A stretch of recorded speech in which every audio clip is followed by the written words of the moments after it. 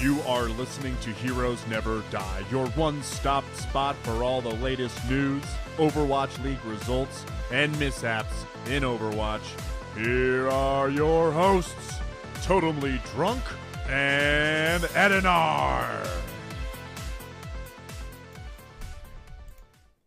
What is up, guys, and welcome back to Heroes Never Die, your one-stop spot for all things Overwatch. I am your host, Totemly Drunk, and tonight on this July 4th episode of HND, which is episode 118, we got some pretty major news, guys, right? We had a lot going on. We got a ton of World Cup updates. We know who's going to be on Team USA as of earlier today, this afternoon, which was an interesting stream, if you can even call it that, because the bitrate was subpar by budget reasons. That's a thing. We have competitive season 11 officially underway. We have some major things hitting the PTR, including balance updates, a new frickin' hero, which we had kind of alluded to last week, and we were somewhat right? Question mark.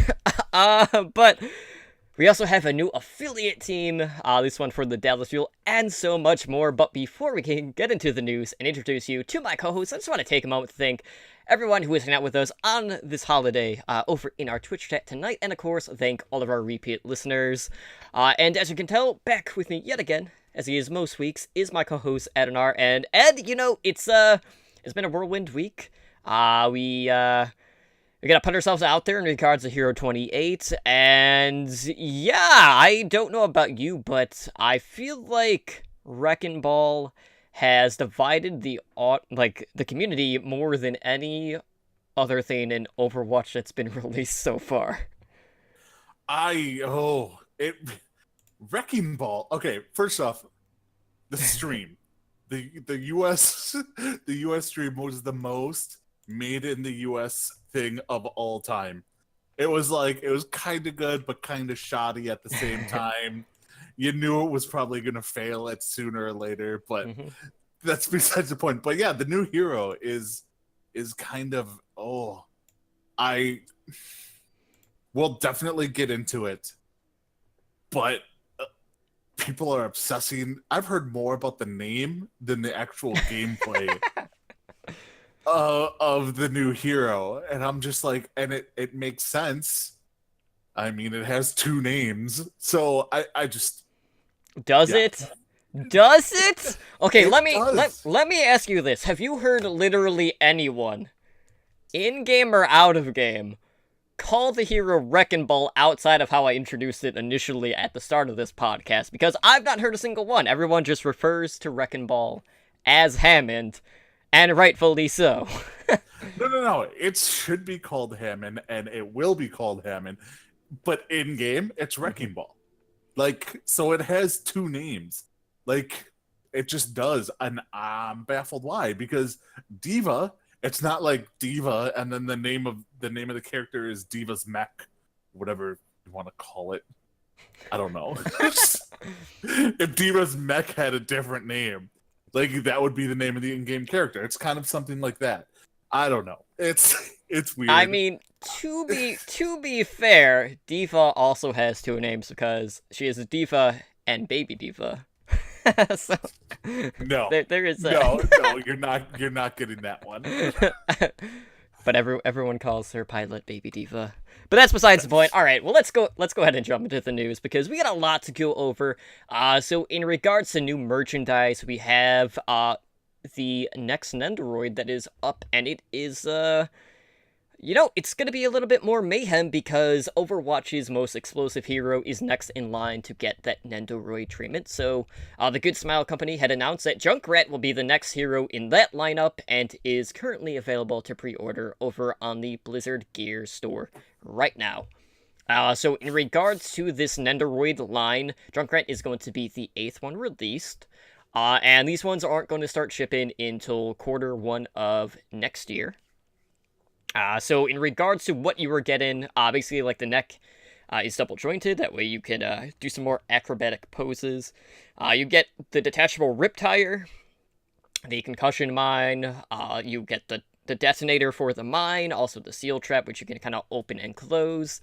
And just like all the other Nendoroids, this is going to cost you guys, if you want it, $49.99. I have to say, like, out of all of the Nendoroids, this one is by far my favorite one. Just the facial expressions on the Junkrat are absolutely on point and so expressive and hilarious to me, and I'm definitely going to be getting this one. I mean, yeah, I will say that out of all of them that have released, this is probably my favorite. Diva was actually pretty close. But yeah, no, just the way they built Junkrat, all the facial expressions and all that stuff. It's, yeah. I don't know if I'll be getting it because I've never been a big collector of them. I don't own any. So I don't know if this will get me to start. But if one was, this would be it. The Hanzo one, though, is just weird. I'm just going to say that. Like, looking at it, I'm like, they need to work on their beard game. That's a really bad beard that they have on Hanzo. So But you basically look at it and you just say, Hans, no! exactly. Yeah. Exactly. I love how in the Junkrat one, they have him chasing the Tracer, too, by the way. Well, yeah, I mean, you gotta catch her somehow, because the chances of her actually falling into the trap can be pretty low. Yeah. So all in all, like, obviously, you know, we've seen a ton of merchandise coming out, and, you know, we also have a ton of World Cup news, since the rosters are supposed to be submitted by tomorrow. So I think we're gonna hear about Team Canada tomorrow and a couple other countries, but we do have some pretty big countries that we need to discuss. So first up, we have Team Sweden, and they announced their 12-man roster, and you may recognize at least a couple of these names from this little thing called the Overwatch League. I don't know if you guys have heard about this. So let's talk about the big one first. This is what I'm most excited about, and that is that Reinforce is back on the World Cup team. So straight from the analyst desk to the World Cup. So that hashtag justice for Reinforce is in full effect, and that is a definite PogChamp moment. I'm happy for that. But on the opposite end, you know, kind of like the guy that replaced him last year also made the cut, so I'm a little hesitant. So for the tank line, we have Swoosh from the Florida Mayhem. We have Manitin, also from the Florida Mayhem. We have Nevix from the San Francisco Shock, and then Reinforce. For the support line, they picked Graceful, who is in Contenders on Grizzlies Esports. Luddy, who is from Angry Titans, and also Mendokusai's brother, so, you know, he'll see actual play.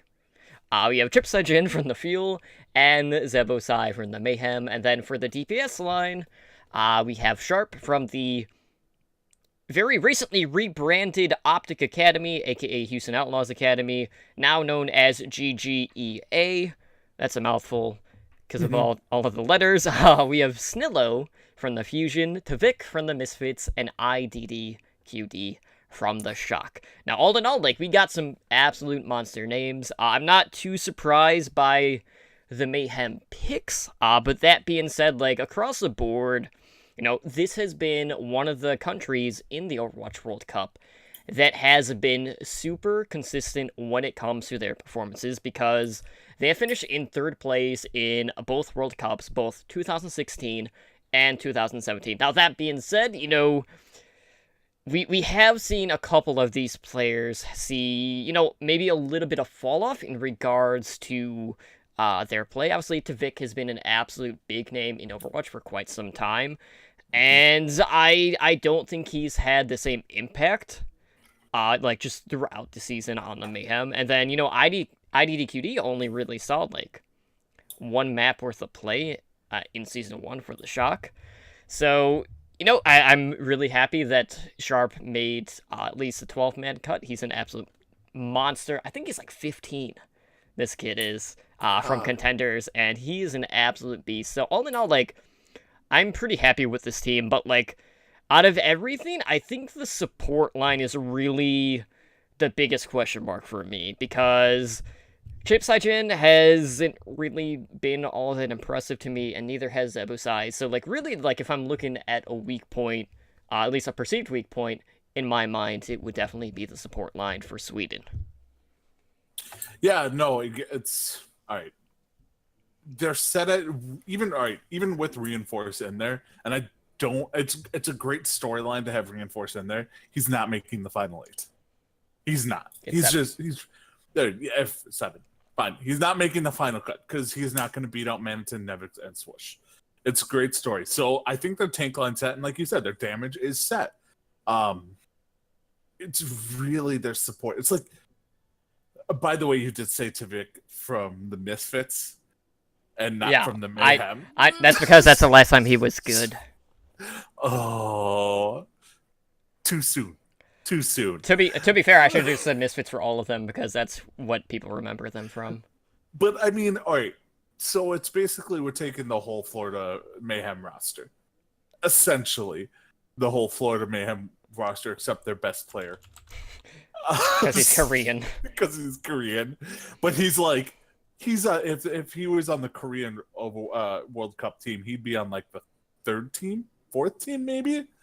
At this point, but I mean, yeah, the support is hands down the weakest link and all that. I mean, I could even see them. I see them keeping at least 3 of them when it comes down to it, and I don't want to say Chips and Zebasai are going to be the odd man out, but I wouldn't be surprised because, I mean, especially for Zeb, like. Florida is known to have the weakest support probably in Overwatch League. I mean, it's arguable. I mean, yes, you can make the argument for the Shanghai Dragons because, I mean, they never won a game, so it's fair to assume most of their team is the worst at their positions as a whole. But, I mean, Florida Mayhem were not that far off. So, I don't know if Zebasai will make the cut. I mean, why not give Graceful and Ludi spots in the World Cup? Like, why not? I mean, you've seen what Zebasai does, and obviously what he does is lose. There's no ifs, ands, or buts about it. Like, now, will they probably, if I'm a gambling man, which I am, Chips and Zeb will make the team because they are the Overwatch League players. Like, that's just kind of what I assume will happen. Just like, you know, Tavik and Snow will probably be the DPS. Then you'll have Swoosh, Manatin, and Nevix. I mean, right there's your 7 that you have. So I don't know what's going to happen. But yeah, the support for this team is pretty weak sauce. Yeah, and that's really, like, I'm not gonna say it's a complete 180 from, you know, our team, Team USA. So, earlier today, there was a live stream, as we mentioned, where they did, like, a barbecue party for, you know, the Overwatch World Cup team, and you guys would have to see the train wreck of a stream that it was. It was really that bad. Like, the first couple minutes when Arrow was reading off his speech or whatever, and all the players in the background, you couldn't hear a word he was saying. I still don't know what Arrow was saying. Like, it was probably some rah-rah, sis-boom-bah, go US of A, like, type of thing, but you couldn't tell. And then the community lead came, like, when she was able to talk, she's like, guys, shut up. The chat can't hear anything we're saying. And then, I mean, you saw that through, you know, like 4 pixels on the screen, and, you know, it was just glory. It was NA production lol, like we always see in Twitch chat, which was definitely the case in this situation. So that being said, okay, so if you guys listen to Monday night's episode of Overwatch League Network, our 3 OWLN hosts kind of went through who we thought would make the 12-man cut. Out of my 12 that I had announced on Monday, 10 of my 12 made it, the only difference being on the tank line. So let's go ahead and look at what Team USA is going to be looking like this year before they drop down to that 7-man finalized roster. So for tanks, we have Muma from the Houston Outlaws. We have Space from the LA Valiant, Gravy, who is now on Team Envy. We have Super from the San Francisco Shock. For supports, we have Sleepy from the San Francisco Shock, Elk from Fusion University, Moth from the Shock, Raucous from the Outlaws. And then for DPS, we have Sinatra and Dante, both from the Shock.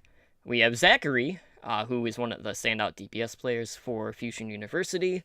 And then to round out the DPS core, we have Hydration from the LA Gladiators. So, really, like, the two names that I did not have right for my picks were McGravy and Super.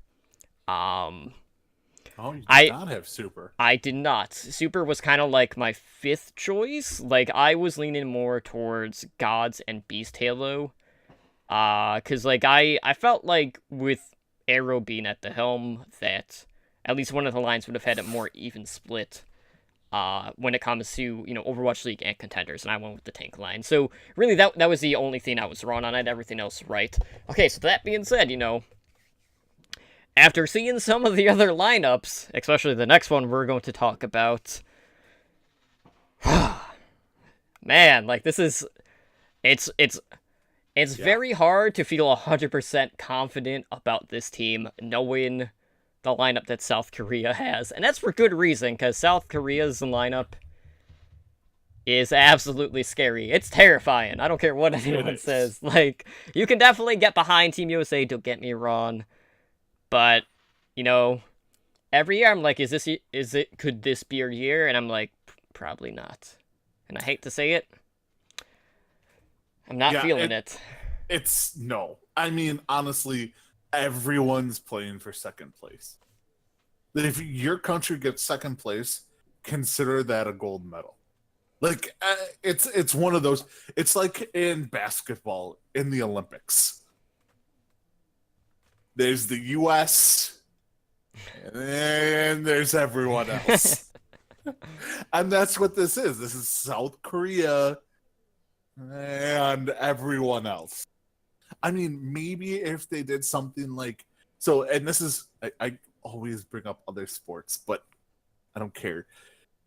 In golf, obscure, but I'm going there. But in golf, what they do is they realize that the U.S. is a powerhouse in golf compared to the rest of the world. So they hold events every 4 years, like the Ryder's Cup or the President's Cup. And like it's the it's U.S. versus Europe. Not just one country, it's the U.S. versus Europe. And that actually makes it close. Like, that is a format I would actually much rather see. Like, if you could take Southeast Asia, like, because you'd have to include it'd probably be like China, Korea, Taiwan, all of them into one grouping, and then versus Europe, versus Pacific, whatever, Australia and New Zealand, and then against America or North America, which would be Canada and the US. You know what I mean? Like, do something almost like that. Then you start to have probably closer matches, or matches where, in your mind, you probably have a better fit. Like, you probably have at least more of a fighting chance. So that's what I would like to see out of all of this. But we don't have that. So we have our American team, and it's a good team. Like, they put together a very good team. And when cutting down the final cut, there are going to be a lot of hard calls. And I think they're going to compete, with Canada, with Sweden, France, for second place, depending on who gets the unlucky draw this year of playing South Korea in the beginning. Like, if U.S. has to play South Korea in the first round again, sorry, we took, 8th place. Like, it's just gonna happen. But yeah, this is probably the best team I think we could have put together. Yeah, I think so. And it's funny that you brought up like your golf like drawback. And really my only takeaway from that is, so basically what you're saying is it's South Korea versus the world, which is kind of already the narrative, technically. I mean, if you want to give other countries a more fighting chance, Right. you kind of almost have to treat it like that. You have to have it South Korea versus the world. And until it can become more, you get more US players, more UK players. Well, no, not UK players. That entire roster just sucks. Except Cruz. Except Cruz. Cruz and Boombox are okay. Yes. So, but I still don't think they're going to make the BlizzCon.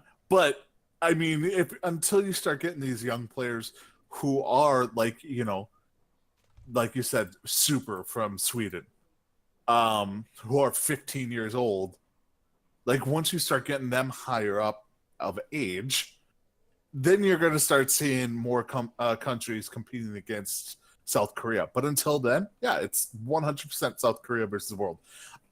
All right, so the 12 that South Korea picked, if you took the next 12, probably still better than the United States.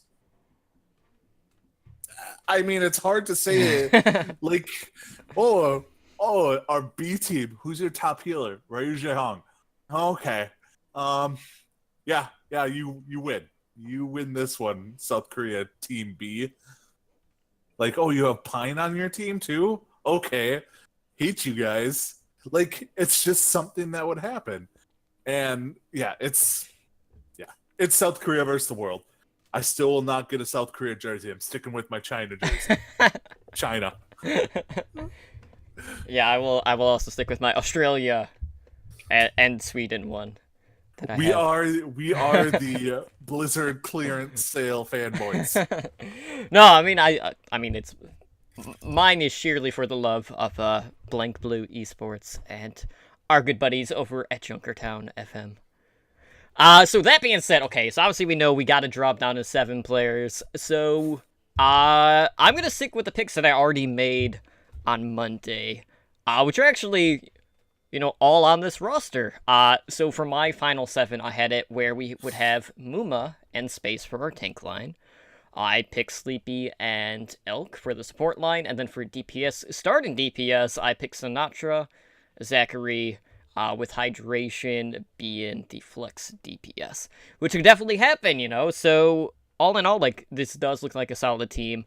Raucus is really the only, like, giant question mark to me. I know he was on the team last year, and I know a lot of people were, like, maybe a little bit surprised that the Shock have more players on the US roster than the Outlaws do, just given the fact that the Outlaws core kind of made up a majority of last season's team. But, like, really, like, McGravy was really the surprise pick here.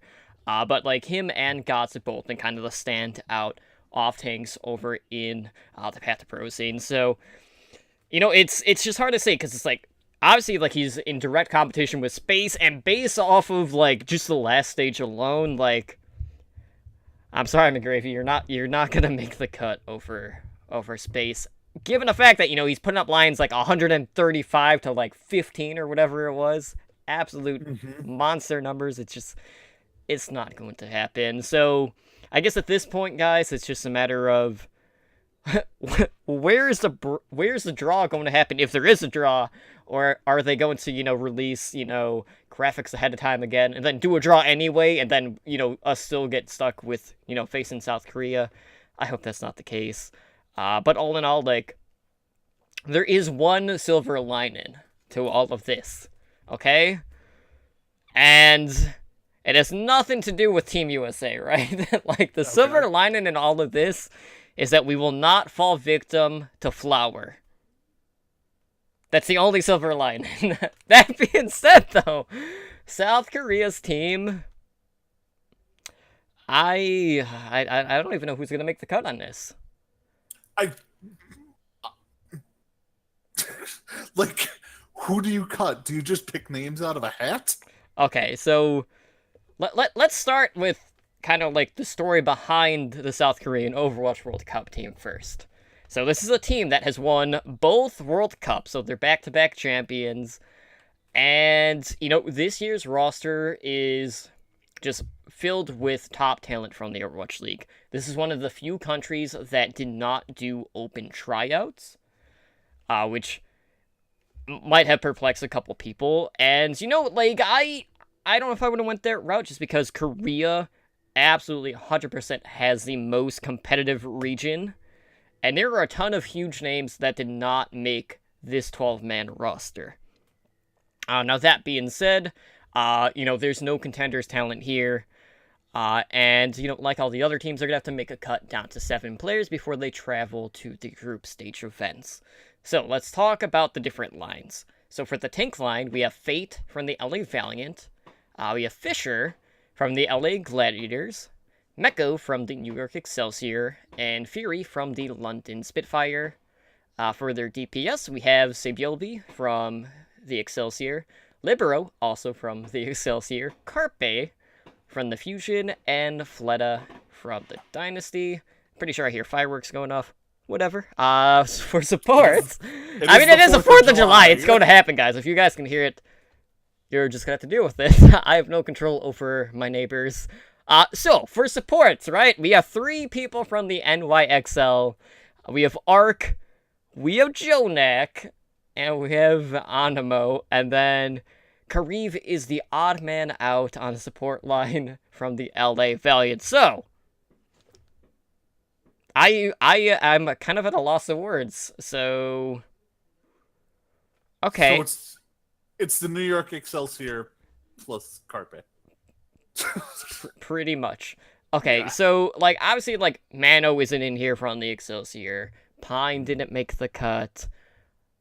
Pretty much all the rest of NYXL did, even their backup main support. Now, Yeah, that was weird to me. That Animo made it over Ryu Jae-hong. well, here's the thing. Ryu is the flex healer, or flex support. And when you look at Animo's stats in regards to being a main support, he's just behind Arc. Really, the only other main healer that is that close that is from Korea is Nuss from the London Spitfire. So those are really, the 3 options for that specific role. Okay. But, across the board, I don't know who they're going to pick. I think Fisher is definitely going to be the lock for the main tank over Fate. Meko and Fury are both absolutely phenomenal. I think just based off of synergy, you would have to go with Meko in that regard. And then for DPS, Sibiobi, Libero, and Carp. I love Fleta. The whole Fleta is the meta. Fleta was great early on. He kind of saw quite a bit of fall-off, as did Dynasty as a whole. So I would assume that we're going to get the NYXL duo and Carpe, and then we'll get both main supports for NYXL. So, it really begs the question, can you see anything else? What other situation do you think that we could be brought into in regards to this finalized roster? God, no. The only thing I could see possibly happening is instead of Meko, you have Fate. And you run 2 main tanks. Because Lord knows they probably both know how to play Diva. And Sebayobi can play Zarya like a beast. And at this point, are they going to be playing the World Cup with Senior Wrecking Ball? It could be an issue. I think so, because we've had a new hero in for each World Cup. Yeah, so, Senior Wrecking Ball could be part of all this, and it could throw everything out of whack that we know. Fate could be the best Wrecking Ball out there. Who knows? But I think you're right, though. Fissure, Meko, Arc, Jonak, Sebayobi, Libero, and Carpe. That's the 7 you have to choose. Why 7 instead of 8? I don't know. But to each their own. I just don't get that. But yeah, that's something that I think you're always going to find somebody like Sebayobi who can also do an off tank if need be. So I don't think you're ever going to really find a team that does like 3 tanks. You're always going to find like the 3 DPS or the 3 support who can flex to either DPS or to tank if need be. So if they allowed 8, I think Fissure, Fate, and Meko would be locks. Sorry, Fury. Just, you're out. But since it's 7, yeah, that's the only tough one I have. Yeah, and I absolutely agree. Like, Wrecking Ball is definitely going to be in for the World Cup at BlizzCon. You know, obviously he's not going to be in for the group stages. So they really can't take that into they can't really factor that into their final decision making. Will he come in like a wrecking ball? I'm gonna be saying it all the time, so just get used to it. It's gonna happen. Deal with it. So what is also going to happen is the fact that this final lineup, assuming that we get the DPS core, we assume that we're gonna get, they're gonna have 3 Widowmaker players. Like, it's going to happen. So you know, if double sniper is still a thing, South Korea is going to be the best at it. Safe to say. Libero on Hanzo. Yeah, he will be the Hanzo player. Oh shucks. Like, that's horrible. Carpe on Widow. Libero on, on Hanzo. Sebayobi sitting on the bench. In that situation, probably. So yeah, absolute monster roster. And when I saw that, I basically looked at it and I just shook my head. I was like, that's it. Like, pack it in. We're out. We're out. Like, I didn't even have to look at the other rosters. I just one of these years. You know, I was so hopeful because, you know, we saw the Overwatch League come out. We saw that skill gap starting to narrow more and more. But then, like, you just see NYXL taking up the majority of another team. So, you know, they'll have the majority of the All-Star roster starters. Now they'll have the majority of the World Cup team, you know? Just shows you how good NYXL is. I do have one question. How close do you think Grigori was? For Korea? Because, I mean, she South Korean tank. She played very well this year. Like, should she have been one of the final 12? Like, she was the one shining spot of Shanghai, really. If we're comparing to the 2 off tanks that they picked, she would be behind both of them. In my opinion. I don't put her in the same tier as Meko and Fury, because they are the 2 best off tanks. Not only in Overwatch League, but also in that country. But who knows? Like, maybe things will change all in all, you know, as time goes by. But right now, definitely Meko and Fury would get the nod in my mind.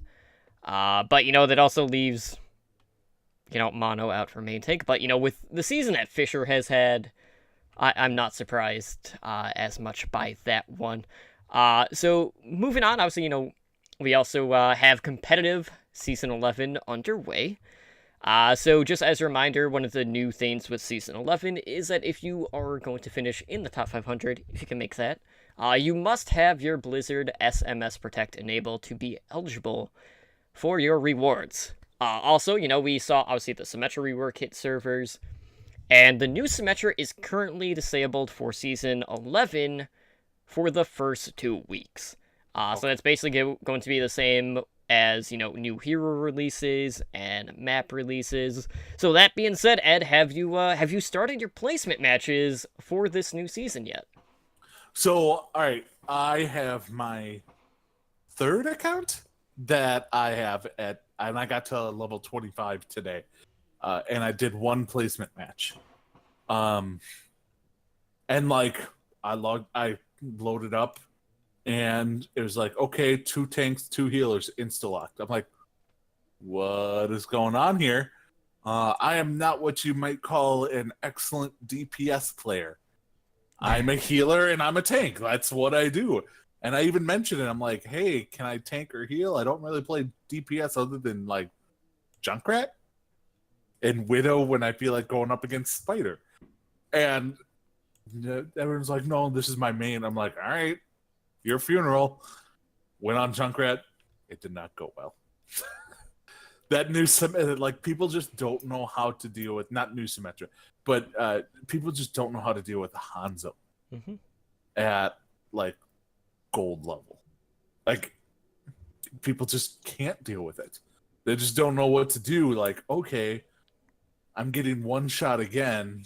How do I counter this? But nobody's actually countering. My favorite thing at that level is when the Dragon Strike is coming at them. They are so, like, mystified by the spirit coming straight at them that they just stand there and are like deer in the headlights. Right? Like, yeah. All right, hey. Like, we had a Zarya on our team, and they're like, and I'm like, hey, would you rather me go Hanzo for the combo? They're like, oh, no, you can just lob grenades when I grab Graviton. I'm like, do you know what a combo is? Like, a combo is not just me, doing my normal attack while you Graviton people. That's not how it works. So, yeah, it was interesting, but it's fun. They were all, like, and we'll get into this later, people were a lot nicer. Like, way less toxic. Way less toxic about everything. Like, hey, I missed this. So I go, okay, well, next time let's try and do this after the game. Hey, everyone, good job, nice try. I'm like, I've never experienced this before. I don't know what's going on. But yeah, the changes they made, they seem to be working. So, have you tried any placements?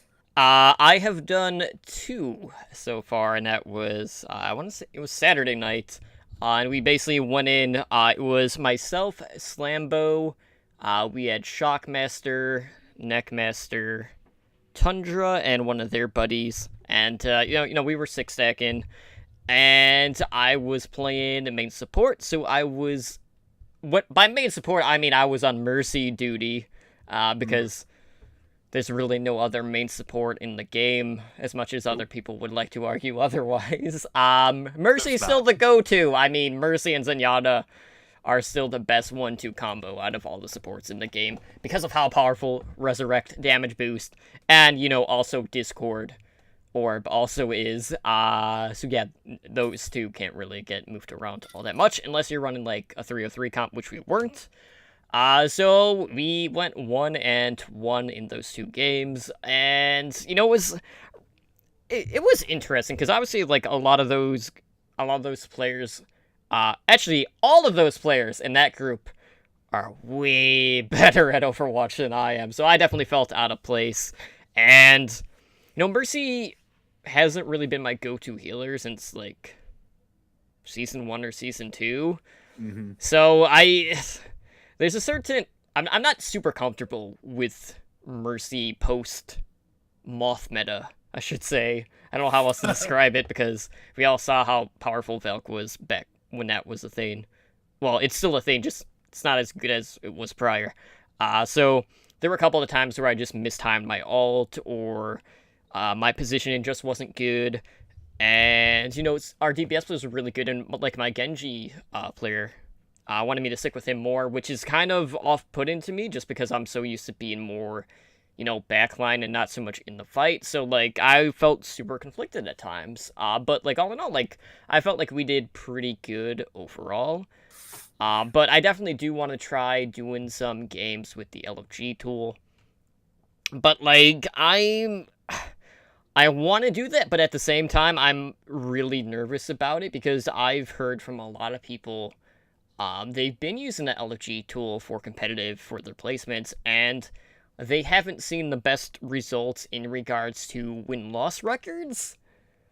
So yes, while they may be having a better time in the sense that people aren't being super toxic, if they're not seeing that SR difference, or, like, seeing an improvement there, I think in the long run... that less Texas, I can't talk. People are going to be more toxic if they don't start to see improvements over time using the LFG tool. Because people are going to be used to getting certain results if they're playing with, a 6-stack. And, a lot of that is just the fact that whether you're in the LFG with a stack or if, you're just in a stack to begin with, you're still in that same threshold of groups. So there's a lot of variance in regards to the level of play kind of across that sort of field. So, I don't know, but, like, for the most part, like, I've seen a lot of people going, like, 2-8, 3-7 when they are stacking with the LFG tool for their placement, so I am curious to see how that is going to fare if I just kind of just finish out my last 8 with the LFG tool. Well, when you decide to do those placements, let me know. I'll join you. Absolutely. Yeah, because then I don't have to DPS. that is true. You won't be forced into playing something that you're not comfortable with. Unless you want me on Widowmaker. Yeah, okay. Alright, I'll take that as You said no. you weren't going to deep... Oh, I get it now, because you don't actually do damage when you're on Widow. I got it now. No. I can do damage with my Venom Mine. Right. I place it as a choke point. That's how I get my damage. Just slowly over time. Is that not what a Widow does? I mean, only hitting someone like once a minute just doesn't suffice. Although I will say I do have all the Widow achievements done. So I take pride in that. I mean, I guess that's something. Hey, I killed 3 people with Venom Mines in one match. That's a pro Widowmaker right there. I'm pretty sure an OWL team should sign me. Maybe a future team. Maybe the Chicago team. Yeah, maybe. Get some, I would say, like, homegrown talent, but that's technically not true in your case. You're close. I'm within 2 hours. It's close enough, right? Like, location-wise, it's basically like suburb level, practically. So we'll let it slide. But let's go ahead and shift gears into our hot community topics for the week. So let's talk about some of the changes that are on the PTR. Not all of them, because there are a ton. I want to talk about a specific hero that we had talked about was getting changed last week, and that was Sombra. Mm-hmm. So those previously mentioned Sombra changes have hit the PTR. More changes are on the way. So, I'm pretty sure, like, Jeff Goodman had posted what updates, like, they were looking at, and we noted that last week. So just as a refresher course, Sombra Stealth now lasts indefinitely. You can no longer contest objectives while invisible. They had increased the enemy detection radius from 2 meters to 4 meters. Her movement speed buff was decreased from 75% to 50% when she is stealthed. And then, your translocator can be used indefinitely, and it can also be destroyed, and it only has 5 HP. So we actually had some more changes hitting the PTR for Sombra, which include reverting the detection radius back from 4 meters to 2 meters. You can now use the interact button to destroy the translocator rather than just kind of like looking at it. The enemy sound cue for translocator location has been lowered. You can use EMP to disable Wrecking Ball's minefield for 10 seconds. You can now hack to interrupt reloading, and Goodman kind of said, like, right now they're basically, like, evaluating the changes to Sombra overall, but basically just outright said, like, don't expect Sombra to regain the ability to contest objectives while stealthed, nor be given the speed boost back while she is stealthed. Now, I've spent a good amount of time on the PTR with Sombra. Have you had a chance to check out the hide and seek Sombra, if you will? I did play one game as Sombra, and even with the changes, I'm still not overly impressed, because, like you pointed out last week, she still has a crazy amount of bugs that need to be fixed. And this is not a fix on those bugs. This is more of a, all right, we realize we changed her so drastically on the PTR, and she still wasn't that good on the PTR. Like, they gave her indefinite abilities and we're like, well, she's still not quite that good. So they had to reverse some stuff. They had to add her, hacking out interrupts reloading, the lowered enemy sound cue. Like, it's just, I don't know if they can ever get a hero right that has stealth. I don't think you can balance that. It's just not something like, and when she was first released, they even said that, like, how hard it is to balance a hero that has stealth. And they're showing it right now. Like, I don't know, like, outside of Mercy, I've never seen a hero go through so many changes. Because this is her second full-on massive buff. And, or not, it depends on who you talk to if it's a massive buff. But, like, she went through a massive buff previously. And that's when you started seeing Sombra in contenders. And then people realized she just wasn't that good. And then they did a complete rework hoping she'd be viable. And she doesn't seem viable at this point. She just really doesn't. Even with all the changes she just doesn't seem like she's viable. And none of this stuff is really gonna make her playable. Like, I don't know. Like, what have been your impressions? Okay, so I'm gonna flat out say it, like, these changes are horrendous. They consider this to be a buff. Absolutely freaking not. The buffs, quotation marks, are vastly outweighed by the nerfs. So here's how I look at this. Based off of what I've played, it feels like these changes are going to be great for Sombras at a lower skill level. It'll make Sombra easier to pick up. But I have a strong feeling we are going to see a drastic, sharp decline at high level play. And, like, that speed nerf, in regards to her stealth, basically just increases the amount of time that you have to spend invisible.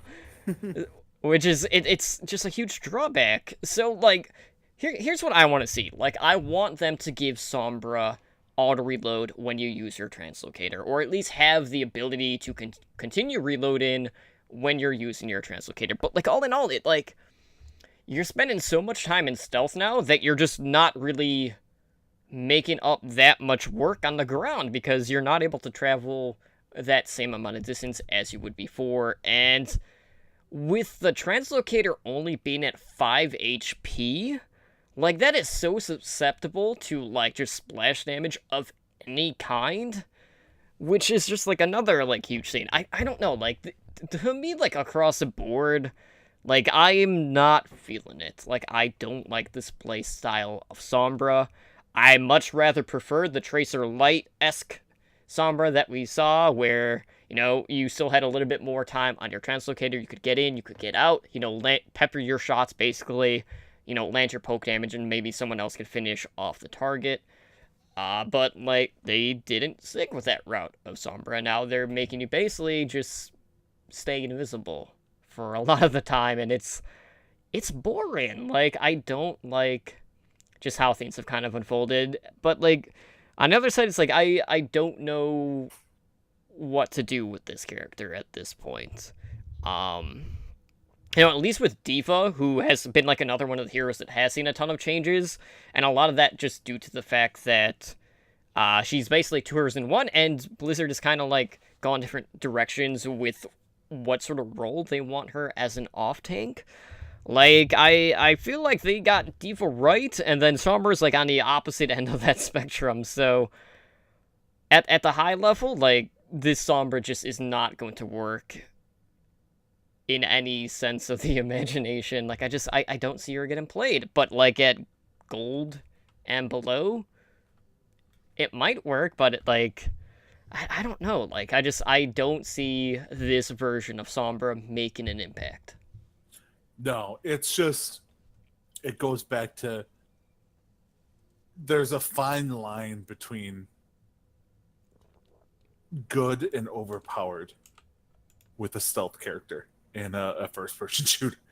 And they know they can go over that line very easily, and they don't want to, but they want to get as close to that line, and it's just like they keep testing out how to get to that point. And it's just not you don't want to call it a lost cause, because eventually she could just get a 100% rework on all abilities. And I think, honestly, that's probably what it's going to take for her to be viable, is a complete rework on the entire kit, a la Symmetra, you know, a la Hanzo, you know what I mean? Like, just to get her viable. Like, be done with the tweaking of Sombra, because it's not working. And this is the newest case of it. It's just not going to work. So stop trying to screw with it. Go back to the drawing board. Try and do a rework. I mean, they announced they're going to be doing reworks for Torbjorn. They said they're going to work on Bastion. Like, they know the characters that don't work. And Sombra just seems to be that character that they just want to constantly tweak and not do a full-on rework on. And I think they have to get over that. You know, because, yes, it worked a little bit for Doomfist, like just tweaking, but Doomfist isn't stealth. Doomfist is just annoying. And that's what you want a character like that to be. Like, Doomfist is an annoying character. Sombra is like annoying, but in a we can ignore her kind of way. Like, unless she's hitting her ultimate, let's just ignore her. It's basically 5v6 without Sombra. So, yeah, they need to go back to the drawing board on all of this. Yeah, like, for me, like, I just say, like, give the speed boost back, buff the Translocator HP to, like, the Symmetra turret level, or, like, 50 HP, and then go from there before you hit the hard reset. Because obviously, like, the big thing is, like, they absolutely cannot make it where you can stay invisible and constantly contest, you know, objectives. Yeah, that's really, like, the major thing. So we'll keep an eye on this, but, like, I'm more confident with the Sombra ones to kind of, like, get changed around rather than, like, shipped alive like we've seen other heroes. So I am expecting to see some more changes on the way, rather than them just kind of like bringing her into the forefront with not a lot of firepower behind her. So one of the other things that has really been a hot topic with our community is something that was introduced with the endorsement patch, specifically in regards to the private profiles. And I'd say, like, this one is, I feel like private profiles are kind of like a double-edged sword. So there are good and bad things about the profile thing. So, you know, as we mentioned, like, private profiles are the option in regards to it being defaulted. Like, you can't just, like, if they haven't changed it and gone through their social tab and all of that, you don't know the playtime of the people you're grouping with or the people that are on the opposing team. And a lot of people like to basically, like, go into the match, they look at the player profiles, get an idea of what players like to play, and, you know, kind of the double-edged side of that is the fact that people can feel forced to play certain roles based on playtime. You know, I'm sure, you know, in your case, like, it's been the same case for me. Like, there have been plenty of times where, you know, I queue for competitive, and people assume that just because I played a lot of Mercy last season, that makes me automatically a Mercy one-trick, which is absolutely not the case. Like, if you go through my profile, you know, when it's open, or if it's friends only, whatever, you would notice that I have been a flex player throughout the entirety of Overwatch. And, you know, as a matter of fact, like, I was kind of going through there, and, like, across the board, like, my playtime for each role has evened out quite a bit. I think my damage has fallen a little bit behind at this point, but they're all within probably, 5, maybe 10 hours of one another across all three. So, like, there are situations where, if I choose anyone but Mercy, people will just assume that I'm throwing the game, just because I'm not playing what they have perceived to be my most played hero recently. So, with profile set to private by default, it does kind of make it hard to gauge what your team composition is going to look like. And, that can kind of put a bane on competitive in a way. But what I feel like they need to do, and I hope they do this, give players the ability to select preferred heroes, whether it's a top 3 or a top 5, have that on the social menu, so, people will actually see, just, you're not going to get the full scope, but, like, people just won't assume that you're playing something that you're not familiar with, like they would if everything's set to private. Mm-hmm. Yeah, I mean, I think the biggest problem here is, like you said, people look at your profile and assume you're one trick, or assume you're Oh, we lost Ed. Oh, he's coming back. I'm back. I just pulled the Slambo. You're in the... you left the call, didn't you? I literally left the call. was... I'm not buying it. Literally just talking, and Discord closed on me. So, all right. So what I was saying was, no, like you said, people will look at your profile and just assume that you're a one trick or you're a Mercy main or something like that. When in reality, you basically you fill in, and that's the biggest problem I see. Like, I see both sides of the argument of keeping it private and not keeping it private. Like, and there's no right answer to this. Like, if you want to keep it private, you can keep it private. That's fully acceptable. Like, you just okay. I live next to a lake, and they're doing like the finale of the fireworks show right now. So, but I mean, if you're like, for instance, I have my 3 accounts. One I heal on, one I tank on, one I DPS on. The one I DPS on, previous season, I've done everything from tanking to healing to doing all this stuff. And probably done that more than actual DPS. But that's not what I concentrate on that account. It's just, it's what I backfill for. So people look at that and see me on DPS, and like you said, assume I'm throwing. And I'm like, no, I'm not throwing. I'm playing what I meant to be played. It's just, you guys aren't all a-holes and like, oh, well, I'm just going to insta-lock 5 DPS characters and you have to backfill. Like, it's one of those situations. But it causes so much animosity, especially at the higher levels. Like, every stream I've watched since this has come live, I've seen people just complain and complain about it. Even I was watching Seagull, and Seagull's generally a very positive person. Like, he's like a Mickey, like just an overall positive person. And he's just like, there's no right or wrong answer with any of this. Like, he sees it. There's arguments for, there's arguments against. He's like, I just don't get, especially at higher levels, how you can figure out what the team is going to be and what people are going to be playing without actually being able to see their profile.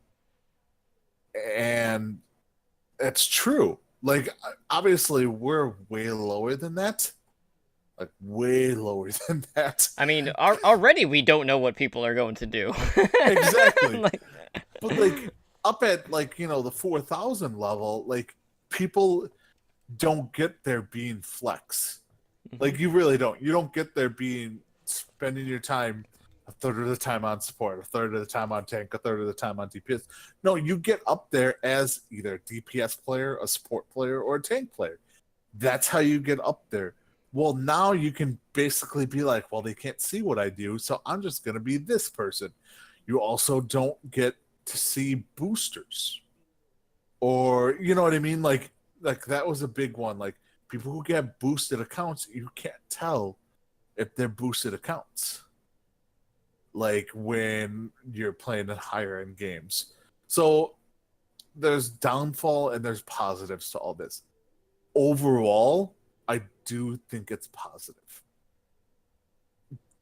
Despite what the community might think, I think not making it public to everybody gives you that sense of, I'm not going to be forced to do something every time I play this game. Or not get pressured into doing something whenever I play this game. Which will happen, or did happen, when you played competitive games. So, I don't know. Okay, I don't have a tinfoil hat, and Bob isn't here to put one on. But here's my theory, right? This is done on purpose, so people use the LFG tool, right? So you can communicate with your team who is going to play what role. He dropped again. Seriously, Discord hates me. It just keeps... Yeah. It just keeps closing on me, and I have no idea why. This is making for a riveting Twitch stream. But yes, I 100% believe this is a tinfoil hat conspiracy. They want you to use the LOG tool so you don't have to deal with this. So you'll have an idea of what your team wants to run, and then everything else is just a free-for-all. They're just trying to give you more incentive to group up so you don't have to deal with private profiles, because a lot of people either A, aren't going to know that it's private by default, or B, they just want it private anyway. So it is what it is. But that being said, let's talk about the social features and how it's kind of affected the game. So obviously, like with the last major patch, we saw the introduction of the social features in Overwatch. So that was the endorsement system, as well as the LFG tool. So, you and I have basically had, similar experiences. Players are at least trying to be better. Maybe not better players, but better to one another, as a community. Non-asshats. Yeah, so short term, right? This has been amazing. The endorsement system has been really good.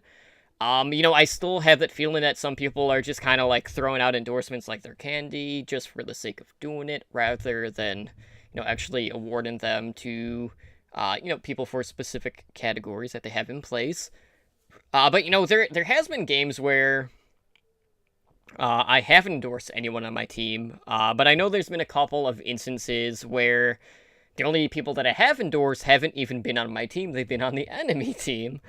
But long term, this is where it's kind of questionable. Like, it's really hard to say how much this is going to change things in the long run, especially in regards to player mentality. Maybe, like, when we have a better indication of what the periodical rewards are going to be, that'll give us a better understanding. But, like, short term, like, I have been really thrilled with the endorsement system. The LFG tool has kind of been an interesting case for me. There have been times where I'm able to find a great group of like-minded players, but there's also been occasions where I'm just not able to find, quite what I'm looking for. And yes, I know, like, you can just say, like, well, why don't you just create your own group? Yes, I could absolutely do that, but I'd like to browse through it first before I would go that route, just like I would for, other LFG tools out there.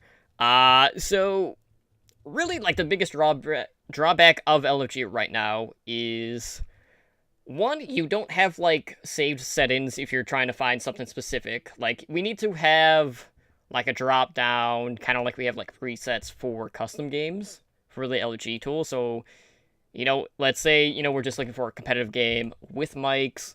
We want 222.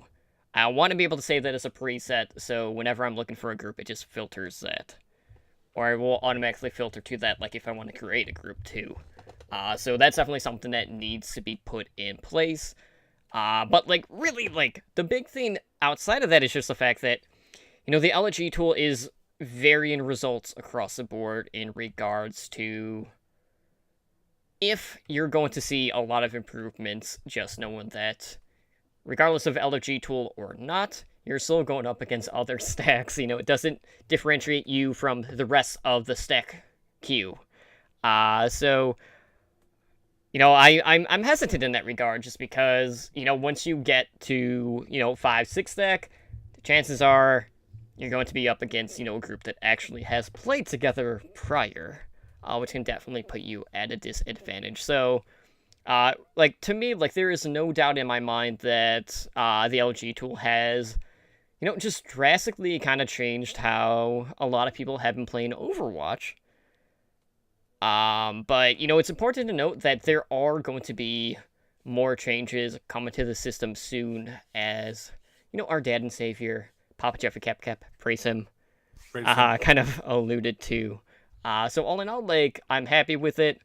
But, there's still a part of me that's, I kind of had to grit my teeth, I had to see how this is going to play out, because I hope it's just not something that's great right now, and then maybe people just shift their attitude once, the LFG system doesn't quite work out in regards to results, so, it's hard to say where exactly this is going to land for me. I mean, all right, so I've used the LFG tool a couple of times to group up, not for competitive, but for, to group up for arcade or quick play or just something like that. And, it's easy enough to find groups. People are generally pretty nice. And that goes back to the social features where people just want those, they want to be voted a good teammate, shot caller, so on and so forth. And to your previous point about that is, I don't think that will go away, because then you'll start to see the LFG tool being used and requiring a certain level of endorsement level for each character. So people will want to stay above that level. So you're going to keep wanting to get your endorsement level up so you're not hindered in the LFG tool. But I can see your point with the LFG tool about you may go into comp with a 6 stack, but you're still a 6 comp of randos going up against probably a 6 stack of people who have played together. So even though, yes, you picked out 2 tanks, 2 healers, 2 DPS, comms, certain level, you're still never played together. And I don't think that will ever be anything that they can change. I don't think there's anything they can do about that unless they rewrite the algorithm for matching to prefer a matchup versus another LFG group, which they could easily do, but I don't think they will ever do, because that would just mean longer waits, so on and so forth. But I like you said, there's a lot of things that can probably be added to the LFG to make it better. And I think this is the first iteration of it. They're going to make it better.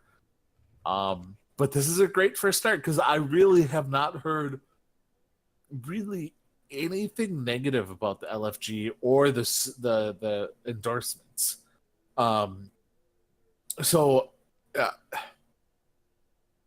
Overall, if anything they can do to make the game less toxic, it's A-okay with me, and that's what they did. They made the game less toxic.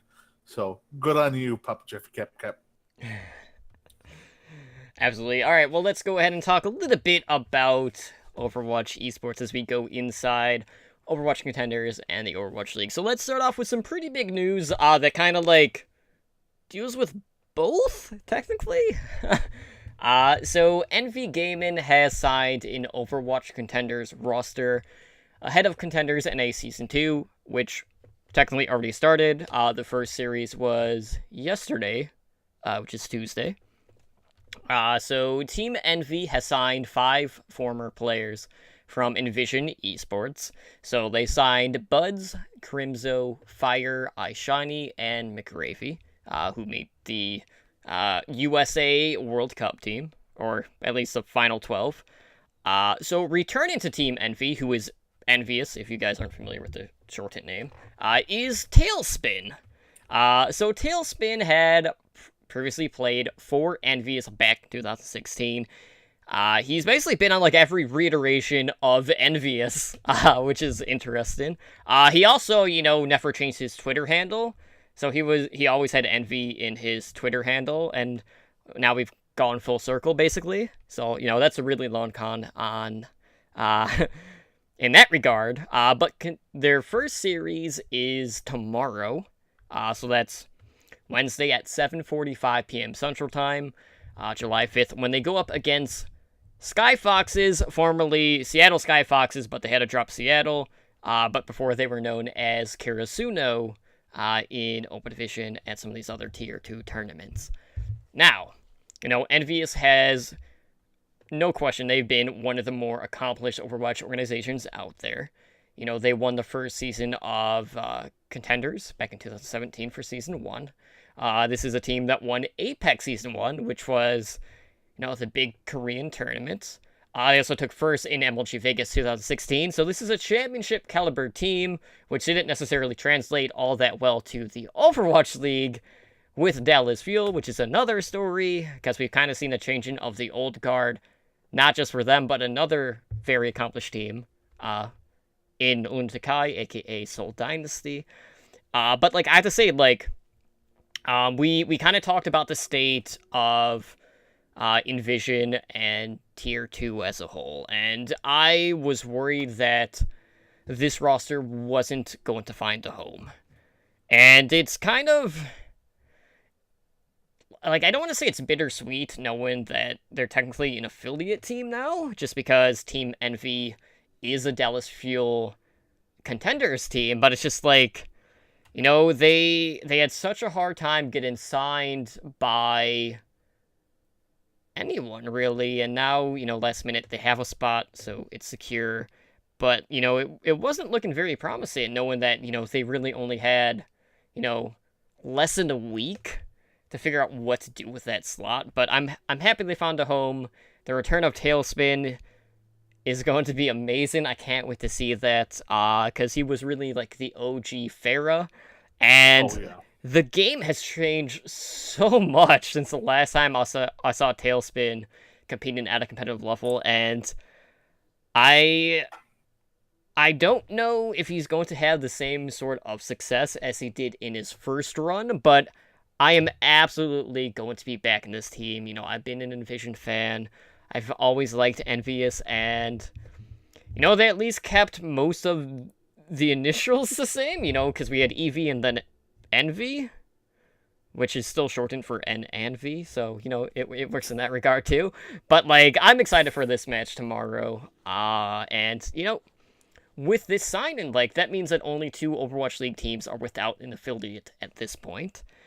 So the other 2 teams that don't have one right now are the LA Valiant and the Seoul Dynasty. So, it's a very big moment for Envy as kind of a return to Overwatch, and, they have a hell of a roster to do that.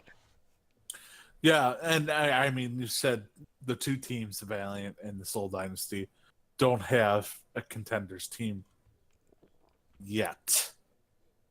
You have to add a yet to the end of that, because they will.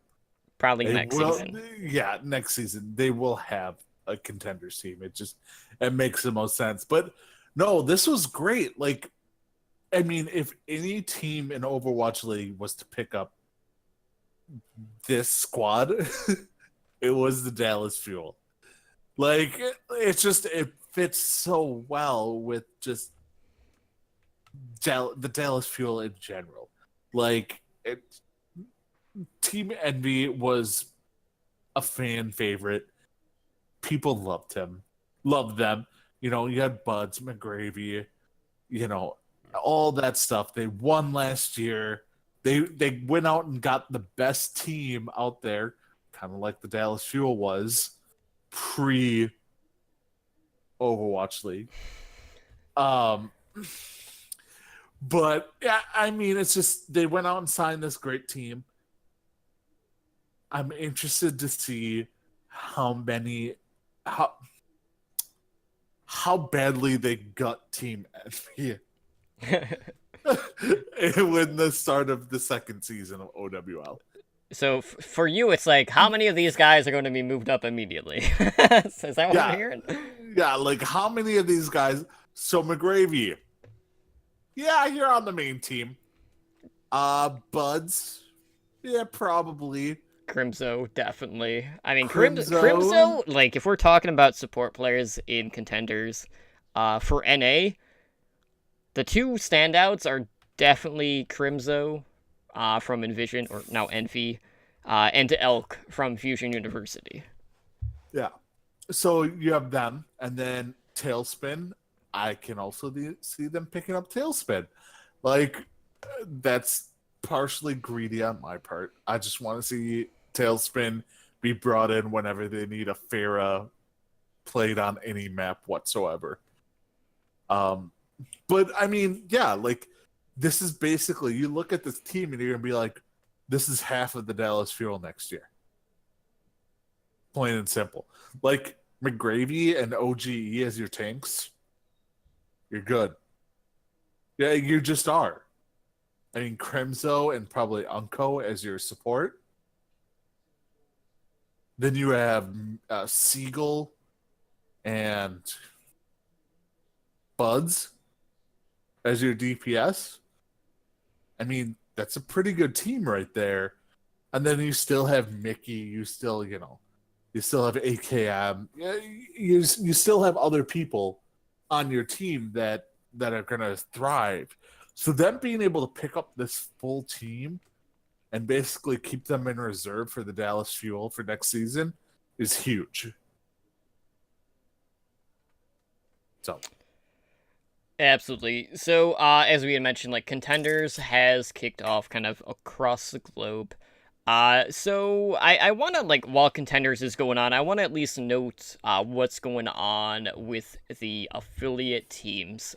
So Ed, why don't you go ahead and, like, kind of go through the different regions and just let us and all of our listeners know, like, what's going on, like, how are teams doing?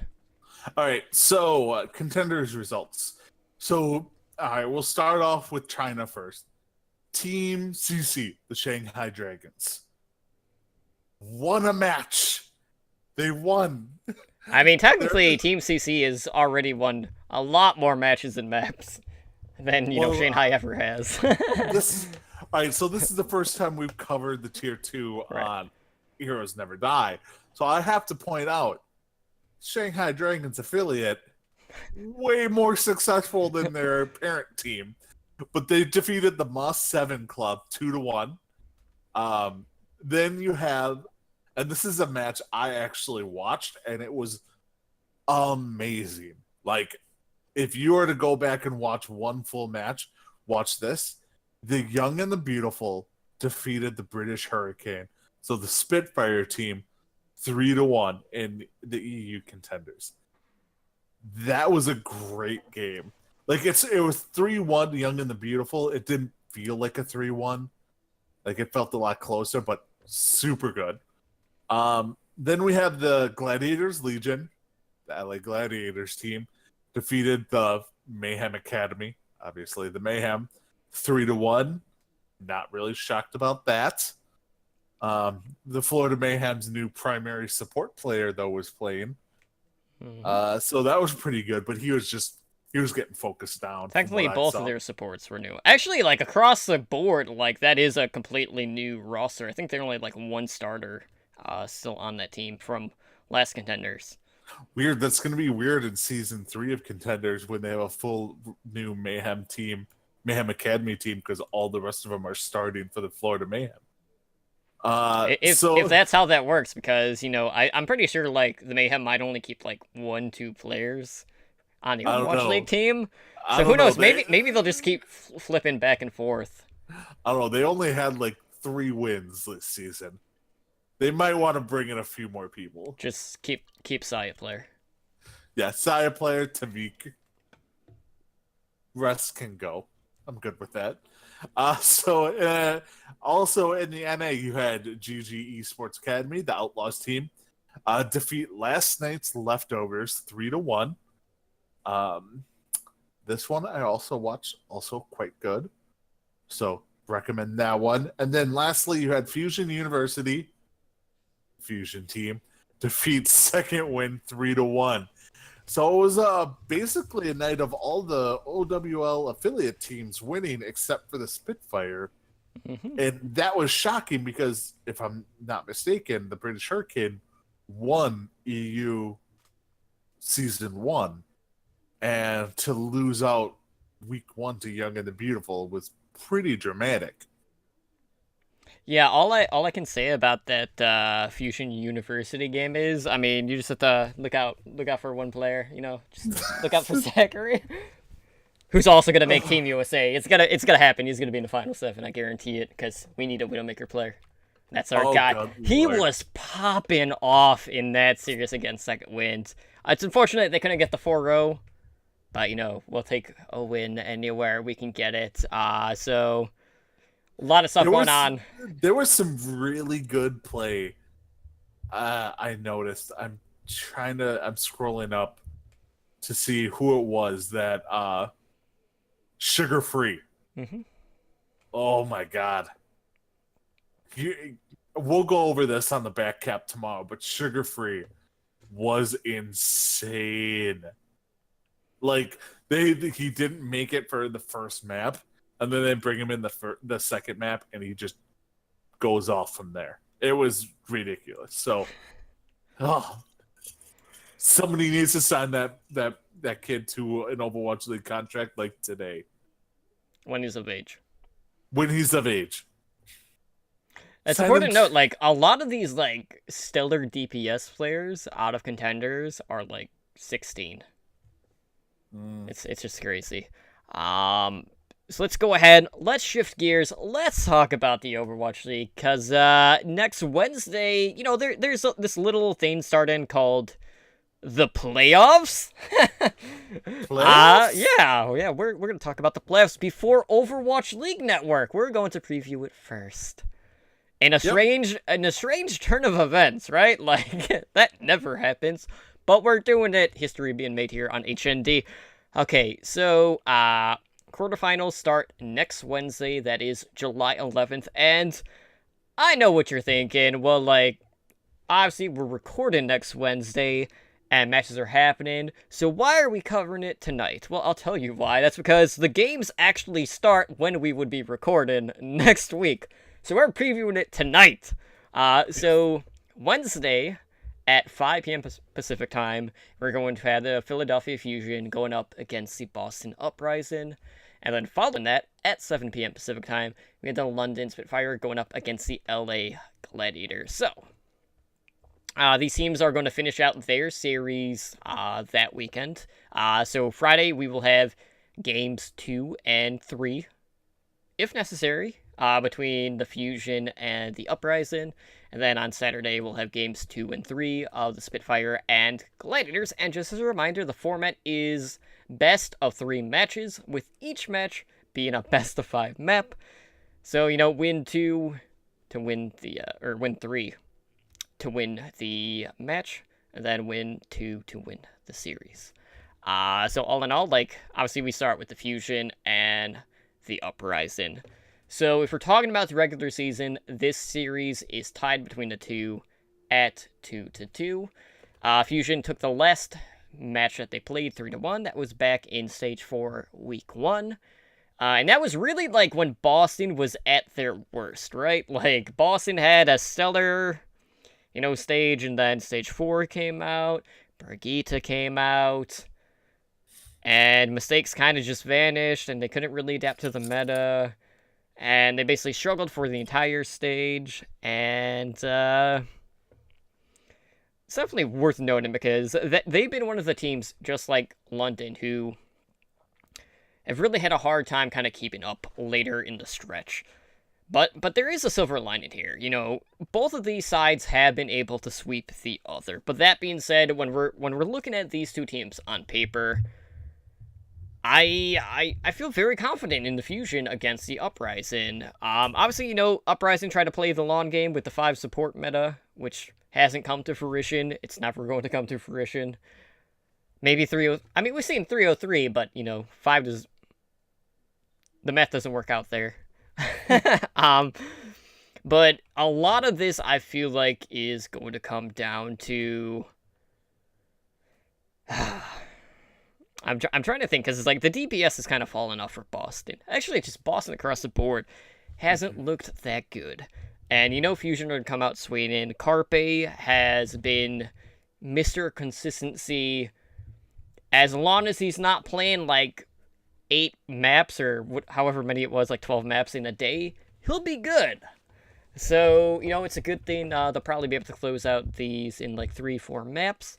But for my prediction, like I don't think this one is going to be as one-sided as the other quarterfinal. I think the Fusion will take the series probably 2-1, I would say. But really, the biggest question mark is Boston. If you're looking at the DPS, can they run double sniper for this new meta? Because we're going to get the new Hanzo. We're going to get the nerf Brigitte, which could definitely benefit Boston. Absolutely, because they definitely struggled with that aspect, and Brigitte will see a little bit less play. But, like, the consistency out of their DPS line just hasn't been there throughout the last stage. And since we're probably not going to be seeing a lot of dive, they really don't really have that much to kind of fall back on, and that's really why they struggled this last stage. So, you know, I know there's been a ton of prep time from, you know, the end of stage 4 until the start of the quarterfinals, but Fusion just across the board, like we've seen Sato come in and play a more passive tank as opposed to going full fraggy and being hyper aggressive.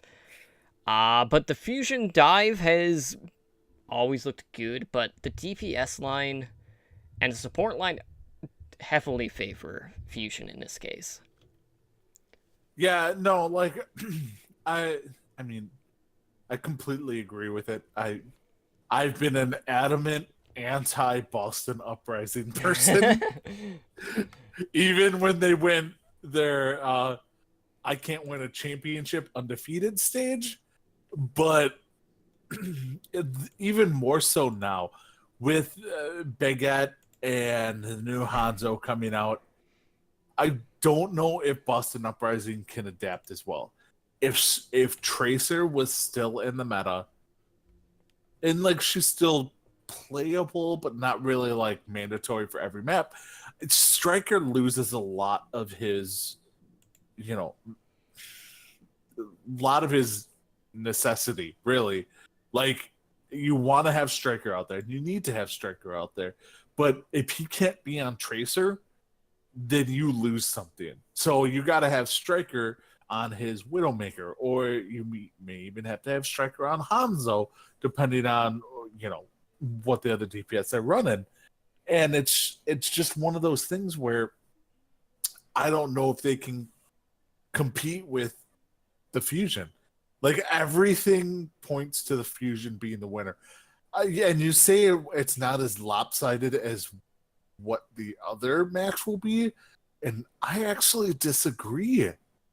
I think the Fusion are gonna run away with this, because Boston really at the beginning of stage 4 were horrible. Like, they sucked at the beginning of stage 4, and then they kind of came on after that a little bit, but they were not good. Like, if memory serves me correct, they went like 0-4, 0-3 or 0-4 to start off stage 4. And they're just not a team that's equipped to handle what is going on right now, where the Fusion just need Carpe. Like that's really they just need Carpe to be there. And it's not even just that they only have Carpe, it's that the rest of the team is actually really flipping good. So I'm going Philadelphia Fusion on this one all the way. Just all the way. So were you expecting a 2-0 then in the overall series? Yes. Okay. I'm expecting a 2-0. I mean, I don't think they're going to go 3-0, 3-0 to get it. Obviously, like only 6 maps. But I think they'll win the first 2, and then there won't be a need for a third one. All right, so let's talk about the other quarterfinal match, which puts the London Spitfire up against the LA Gladiators. Okay, so the regular season is 3-0 in favor of LA. They also beat them in the preseason, and I know that's a long time ago, but some people might want to bring that into consideration. The last series that they played was actually in Stage 4, Week 4. The Gladiators took that one 3-2. Now, in the past, this has been a very close series. 2 of the 3 matches that were played during this season did go the distance. So, this one could be pretty scrappy. But that being said, we gotta talk about the Fisher effect. Yes. So London, they got rid of a ton of players, right? Most of them found a new home in Contenders, but Fisher went to the Gladiators, and there's been occasions where Fisher has been kind of I'm not gonna say throwing shade, but he kind of poking jabs at him. 100% throwing shade. 100%. It's do you regret it now? Yeah, they do. But if we're talking about someone that has the biggest impact this season on the team, hands down it's Fisher. I will say the Spitfire, they were kind of in the same boat as Boston for a while, where when the meta shifted, they kind of lost their identity. They really struggled to adapt to the Brigitte meta. But at least in their case, they had Prophet picking up the Brigitte, and his stats were actually, pretty good when you compare him to the rest of the field on that hero. He wasn't the best, but I'm pretty sure he was top 4, top 5 in the league. So, it's above, maybe top. I'm not doing math, but he was in the top half minimum. But I look at this and I'm okay, so the tank line, Void, I haven't been as impressed by Void as I would have hoped. And Bishu, he's hit or miss. But I definitely think that Fisher is a better main tank when you compare him to Fate. Off tank wise, London Spitfire probably has a better off tank. So yeah, that's kind of a toss up, but a lot of that, I feel the space creation by Fisher is going to be a huge difference. But the biggest difference to me between these two teams, again, is the DPS core. I feel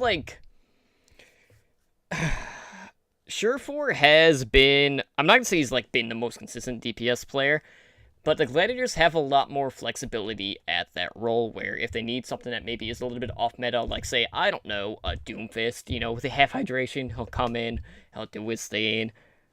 And, there's some times where we go to, control points, and they kind of just throw their team composition out the window, and then it's a free-for-all, or appears to be, where, you can have your support players playing Tracer, you can have a DPS playing a Lucio. You can expect some crazy things going on there. But for me, the map pool dictates this series. London, this map pool, just in general, across the board, is not very good. Oasis in this pool, you better hope that they don't have to go to Oasis, because that's basically an L, just out of the gate. They have not been able to figure that map out. But I feel Surefour, he's taken a little bit of punches lately, but he's going to bounce back, and as soon as he starts feeling it, this team is going to roll. And Birdring lately to me just hasn't looked the same, and I think it's like a lot similar to kind of like what Fleta has gone through. He started off really good, and then he just kind of fell into the abyss. Like I'm not confident that the Spitfire DPS are going to have the impact that I would expect them to have, and with the amount of different looks that the Gladiators give, and the fact that Fisher is just going to be able to control the amount of space that the DPS are going to need for the Gladiators, I think the Gladiators will be able to take it 2-0 in the series. I think like maybe the first one will go the distance, for game 1, but game 2 will be a cleaner series. But I'm still giving it 2-0 for LA. I mean, it's kind of a battle of a. I'm actually on board with you on this for the 2-0. It could be 2-1, but I think this will be closer than the Fusion match. But it's a matter of the Spitfire, who started off at this level up here and then have slowly come down. And the Gladiators are at this level at the beginning and then just work their way up. Yeah, then they were here, and then Fisher, Yeah, it's just like the Gladiators are coming on riding such a high, and the Spitfire are coming in like, well, we squeaked by? Like, we were good at the beginning, and then people figured out how to beat the South Korean teams that weren't the New York Excelsior, and we're screwed. Like, and really what it boils down to is like London is relying on the first 2 stages to get them into the playoffs like this. And the Gladiators had to start off on the bottom and work their way up. And they've proven it. And like you said, no team, I think, and this includes New York, I don't think any team in the Overwatch League is as flexible as the Gladiators are, especially with their DPS. Like, with hydration and even Surefour, you have these players who will be like, okay, if there was ever a team to put Symmetra out there, it's the Gladiators, because they probably have a strat for that. Like, and no other teams really do stuff like that. Like, you see the craziest, weirdest things coming out of them, and that's because they have the DPS who can pull it off. When you have 2 DPS who can basically play the majority of the damage pool on their own, you're doing good, and you can throw all these weird things at them. So I think the Gladiators are going to run away with this one. Spitfire could take 1 and make it 2-1, but I'm not holding my breath for it. All right, so let's move into our main discussion for this week, which was the PTR patch that dropped on June 28th. Oh, is that all? Yeah, I mean, there's a couple of things in here. There's Hero 28. So it was kind of like a golden birthday for Wrecking Ball. He dropped on the 20th. He's the 28th hero. So Wrecking Ball is classified as a tank. There's maybe a little bit of question as in regards to like what role of a tank he plays, but we'll get into that. So let's quickly go over some Wrecking Ball lore. So for one, this is in fact Hammond. He was one of the test subjects on Horizon Lunar Colony. He would frequently escape into different parts of the moon base. That includes the ventilation. And he had built a capsule and basically hitched a ride on Winston's escape pod when, he escaped to Earth. Problem was that Hammond detached and he landed in Australia in Junkertown. So, in Junkertown, he basically decided, you know what? I'm going to go ahead, I'm going to modify this pod that I have, and I'm going to use my brains and turn this into a battling machine to compete in the scrapyard, where, he kind of worked his way up the gladiatorial ranks to become the scrapyard champion. All the meanwhile, he kind of sealed his identity, so the scrappers had zero idea that their champion is in fact a hamster. I love this and hate it at the same time. It's like the best and worst thing to happen to Overwatch, and for the most part, you're either on one side of the argument for this hero or you're on the other, and I love how divided he has been for the community, because people like saw him initially and they're like, really? A hamster? Like, people are fine that we have like a talking, gorilla, and then they draw the line at hamster. Like, it's not believable. It was when I first saw it, I honestly was like, shit, is it April Fool's? No, it's not. It's July. Huh? We got a hamster in the game right now? Like, what? What is going on here? And then they explain the lore, and I'm like, all right, I get that. Joke's on us. Everyone thought Hammond was a monkey or an ape, and Hammond turns out to be a hamster. Haha, joke's on us. I don't know. It was very weird. Very weird. It's like Blizzard had a meeting one day and we're like, all right, I know we can't have Rocket Cat or whatever that was. Jetpack Cat. Yes. What's the next most mean character we could ever have? I get it. We're going to have a hamster and a ball, and we're going to call it Wrecking Ball. And then, promote this man. This is how Jeff got his promotion. He first brought up a hamster and a wrecking ball. And that's just how it works. But I don't know. I enjoy it. I love playing Wrecking Ball. Hammond, whatever you want to call him. So much fun. Yeah, see, I have a feeling like when they were pitching character designs, they had both Jetpack Cat and Hammond brought up at that time, and then whoever brought up the cat was just thrown out the window, and then they went with the hamster. You're like, well, you need to make sure you're packed up and gone by the end of the day. You lost out to the hamster. Sorry about that. Take your jetpack and get the hell out. Absolutely. So let's talk about the actual hero and the hero abilities. Obviously you're playing inside this mech, and the mech has quad cannons, so automatic assault rifles. The shift basically turns your mech into a rolling ball, and that increases your max movement speed. Now, I don't know the exact percentage, but it's definitely faster than any sprint in the game. Mm-hmm. You move ridiculously fast. You have a grappling hook that is right-click, so you can launch a grappling claw to rapidly swing around an area.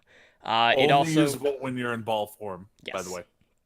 So that basically enables you to have high-speed collisions, which damage and also knock back enemies. Your ultimate is Minefield, where you deploy a massive field of proximity mines. You have your E ability, which is Adaptive Shield.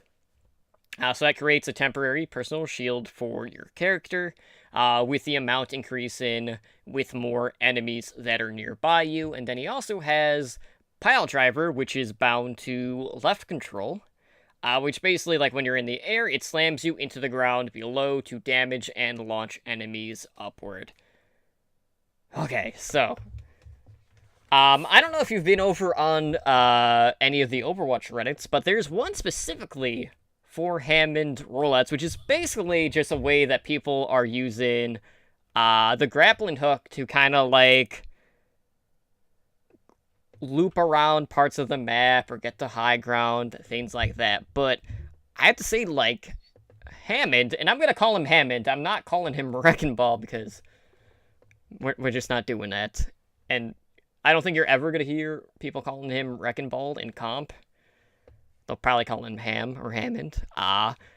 This is without a doubt the hero with the most vertical mobility in the game outside of Pharah.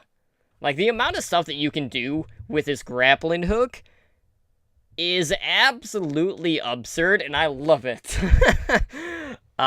So let's talk about, like, some things that we've noticed. It's important to note, for starters, because this is going to be something that I don't know if everyone knows this, his adaptive shield does not generate ult charge, so it's an efficient way of tanking. A lot of people were worried that that would just be extra ult feed to give to your opponents. That's not the case. So synergy-wise, like, this is kind of the tricky thing, right? Because Hammond is not like other tanks. No. At all, Like, there are some situations where I'm like, okay, like, I feel like the Hammond and Orisa combo for 2-2-2 comps is going to be really good. Because Orisa has the best cover to kind of pair someone that doesn't really block damage, and you can have that hold combo. You can have the Yoink Slam, you could have the Yoink into the mines, which is probably going to be pretty good. I feel like that's something to come into play. I think he'll be pretty good in 303 as well. Like, maybe we'll see him with, D.Va, Zarya, with the Moiras and Lucio. But, like, the thing for me is just, like, I look at Hammond, and it's really hard for me to label him as a real tank.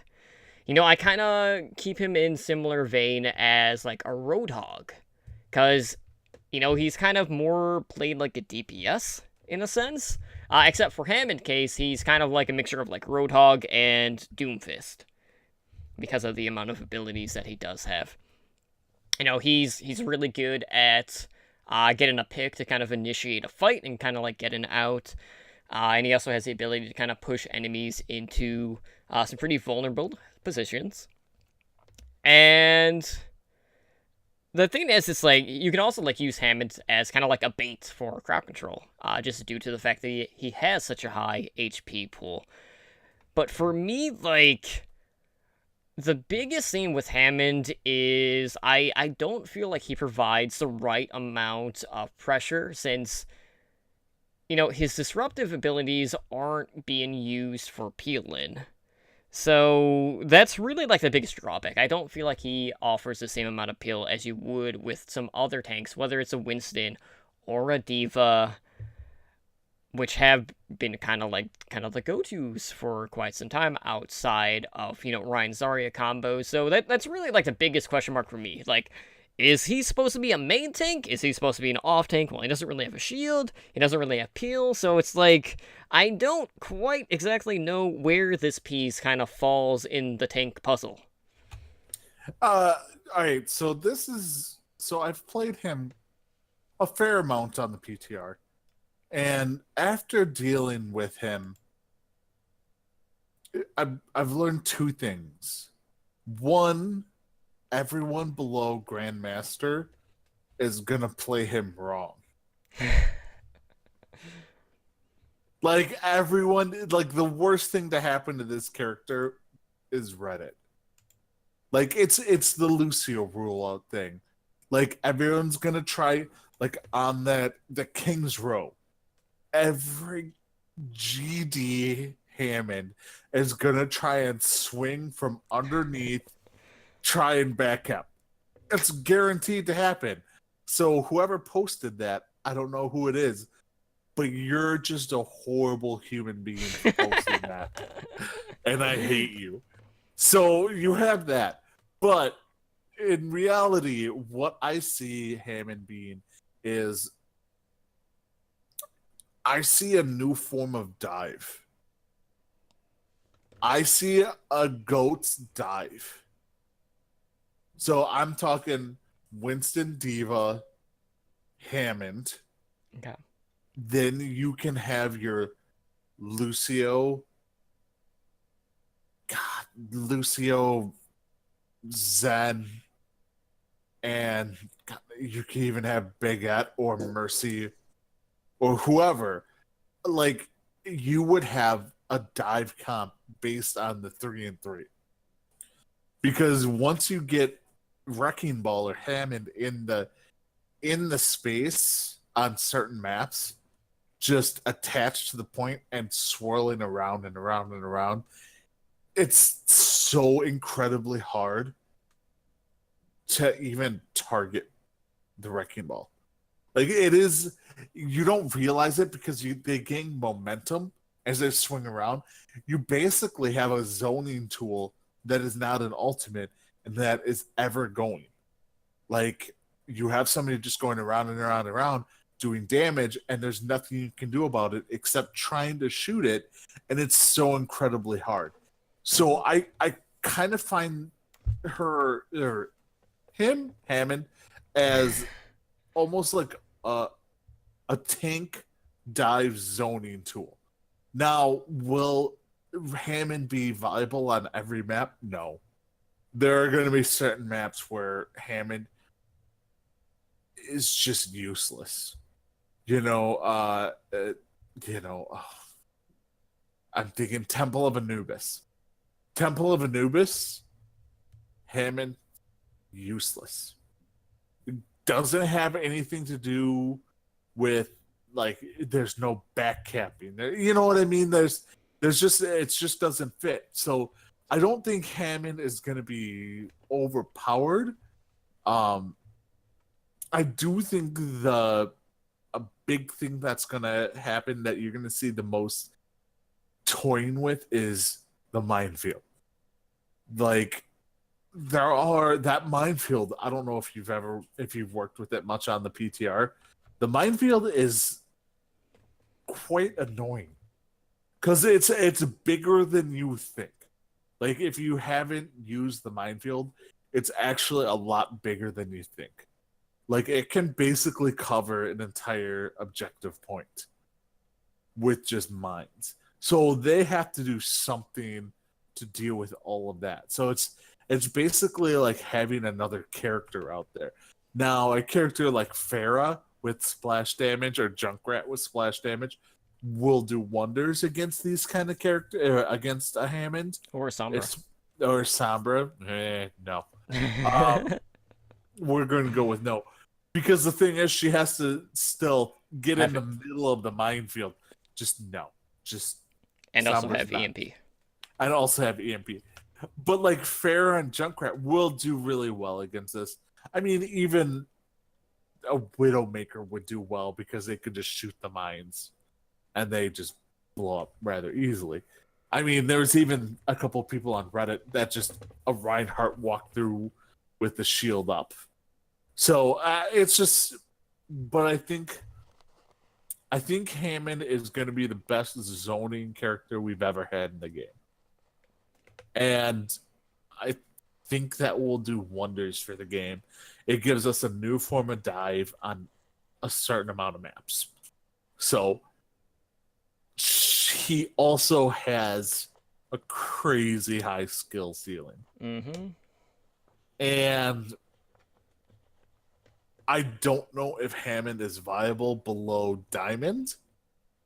Even, like, I really want to say I'm going to be playing Hammond all the time. And I don't know if I'm good enough to play Hammond. Like, plain and simple. I don't know if I'm going to ever be able to play Hammond right.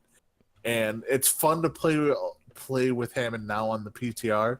But when it comes to comp, are you going to still be trying to pull up the same stuff that you did on the PTR in quick play? Probably not. Because it's probably not going to work. People are just kind of screwing around. So it's just, I don't know. I'm skeptical of this character right now. Yeah, but I am curious to see how exactly it's going to fit into high level of play. But we do have quite a bit of other changes, especially in regards to hit scan heroes. Yes. So Bastion, McCree, and Soldier 76 have all had their minimum damage at max range increased from 30% to 50%. So for Bastion, that includes Sentry and Recon. For McCree, it's his Peacekeeper. For 76, it's obviously his main weapon. And for Mei, Spider, I know, is going to love this one, and I know exactly what it's going to mean. This was the ultimate Spider patch. Ultimate. Spider had a wet dream about these patch notes. Okay, so Mei is back to Sniper Mei. So, for her endothermic blaster, they removed all damage fall off from her secondary fire projectile. So Mei, back to Sniper Mei. So that's a thing. So now you don't really have to worry about snipers, and you gotta worry about Sniper Mei, on top of all her other stuff. So for Widowmaker, Widow's Kiss now has damage fall off applied on her automatic primary fire, which is set at 50% at max range. We got some Hanzo tweaks, so they looked at Storm Arrow, so Storm Arrow duration was reduced from 6 seconds to 5 seconds, as well as the cooldown saw an increase from 8 seconds to 10 seconds.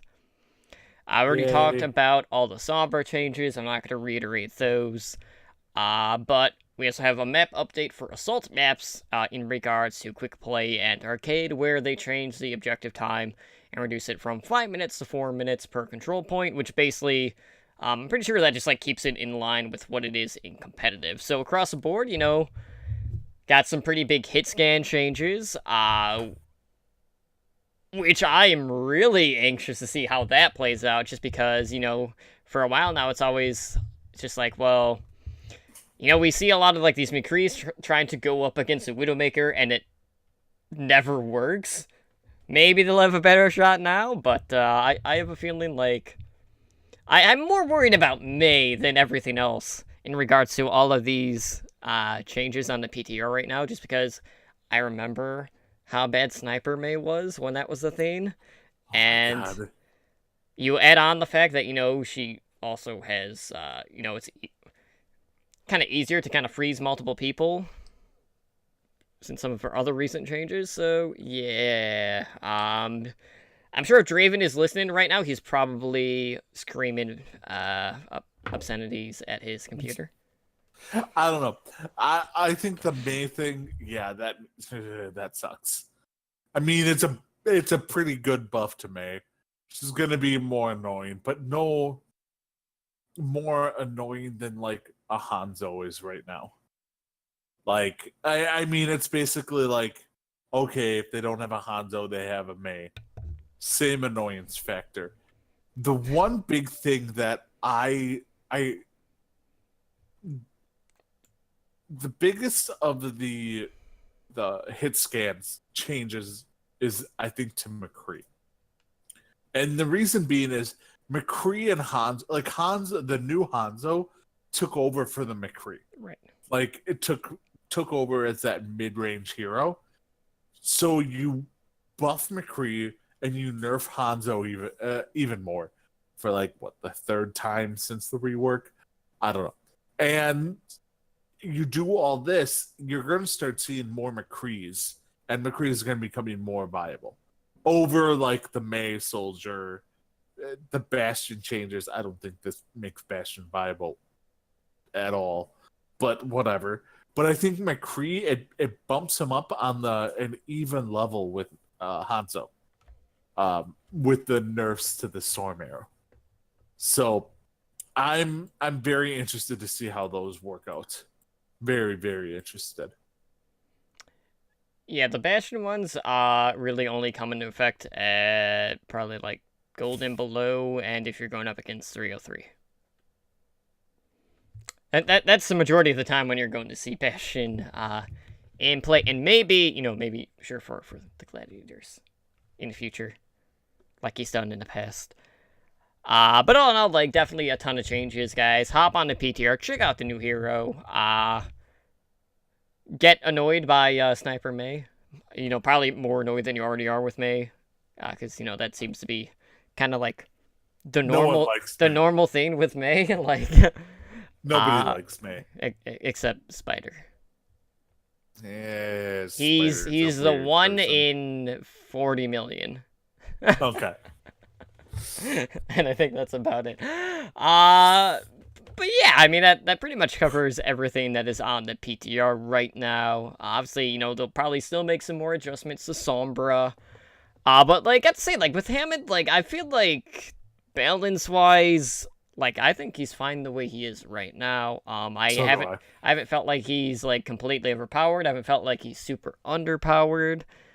So I'm pretty confident that he'll kind of ship as is, or roll as is, whatever. But yeah, definitely go check out, or don't check out in Ed's case, all of the Hammond rollouts so you know what not to practice. Yeah, don't go on that website. Do not go on the web to Reddit and check out Hammond rollouts. All I know Whatever is you do. all I know is environmental deaths is going to rise like 1,500% when Hammond comes out. It's going to happen. Okay, so, you know, you mentioned the Kings Row one. So, Hammond, a definite no. What about Farah barrages? You know, gliding underneath. Is that still okay or no? Yeah, the thing is, that never really became a thing because it's not about the back capping when Right. it's Farah. It's more of a surprise sneak attack. That's different. A surprise sneak attack is okay. A back cap is no. Just don't encourage people specifically going for back caps. And if you do, just leave it to a Tracer. Who can get the heck out of Dodge. Or a Sombra who can indefinitely stealth and Stealth, then just yeah. get out of it. Yeah, exactly. Yeah. That would work. That might be the only thing she's good for, given the new changes. But yeah, we'll see if the changes actually go through or not. But yeah, that's pretty much going to do it for us here tonight on Heroes Never Die. So let's go ahead and close out the show. So if you guys want to help us out, one of the best ways to do that, heck, one of the easiest ways to do that is to go leave us a positive review over on iTunes. We're always looking for ways to help improve the show, so please get in contact with us. We have our podcast directory / weekly episodic listings, Overwatch Recall. We do have a Twitter for that at OW Recall. You can find it on our website, so just go to owlnshow.com / weekly recall, and there you'll find all the podcast listens for the weeks, and, you know, the directory is also in the menu there. But Ed, why don't you go ahead and let our viewers and listeners know where they can go ahead and get a hold of our podcast and our podcast network over on the social media. All right. Well, you can reach us at email at hndoverwatch@gmail.com. You can reach us on Twitter at @HNDOverwatch. You can also watch us live on Twitch at twitch.tv/OWLN show. So we are a Twitch affiliate, so you can support the show by subscribing to our Twitch channel. I actually got the message today that I'm a 3-month subscriber. Woo. Hooray! And unlock our network emoticon. So thanks again to everyone who's been watching our shows live and interacting with the chat. You can catch us live. We broadcast a minimum 3 nights a week. So Overwatch League Network is Mondays at 7 p.m. Pacific. Heroes Never Die, this show, is normally on Wednesdays at 5 p.m. Pacific. We started a little later.